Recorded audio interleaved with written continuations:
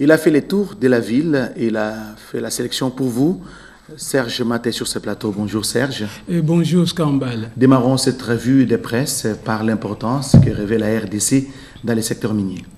Et dans une République démocratique du Congo, il faut beau vivre, il y a encore des opportunités, nous signalent les magazines des ressources naturelles et de l'environnement qui jugent par ailleurs que l'avenir du secteur minier de la République démocratique du Congo est donc intact, toujours d'après ces magazines des ressources naturelles et de l'environnement qui signent donc ces papiers. D'autres gisements pourraient donc être découverts si jamais l'on essayait de rassembler toutes les informations d'après donc certains géologues de la République démocratique du Congo. Et les journaux sont revenus sur les élections à venir, notamment l'élection provinciale. Il n'y aura pas de délai ou de prolongation pour la réception des candidatures, n'est-ce pas Serge? Il est exclu toute idée de prolongation, nous apprend le quotidien La Prospérité. Les concernés doivent donc prendre toutes les dispositions, explique encore le quotidien La Prospérité, pour se conformer. Il y a de quoi s'y hâter si l'on est donc candidat, car c'est simple, écrit le quotidien La Prospérité en guise de conclusion.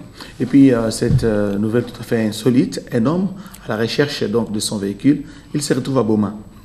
Et d'après les explications développées par le quotidien Les Phares, Dani Mukunga, c'est comme ça qu'il s'appelle, propriétaire d'une voiture volée dernièrement, donc plus précisément il y a 4 semaines, et nous explique le journal Les Phares, est allé par hasard en séjour dans cette partie du pays. Par bonheur, explique encore Les Phares, les voleurs n'avaient pas songé à changer donc des couleurs de sa voiture, estimant qu'en gardant la couleur d'origine, ils éviteraient de susciter des soupçons. Toujours d'après cet article, le volet a été donc mis aux arrêts. La Toyota IST a été donc acheminée au poste de police en attendant d'autres investigations, nous dit ici en guise de conclusion le quotidien des Phares. Merci Serge Matin.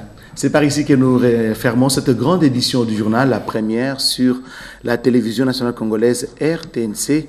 Bonne suite des programmes sur votre chaîne.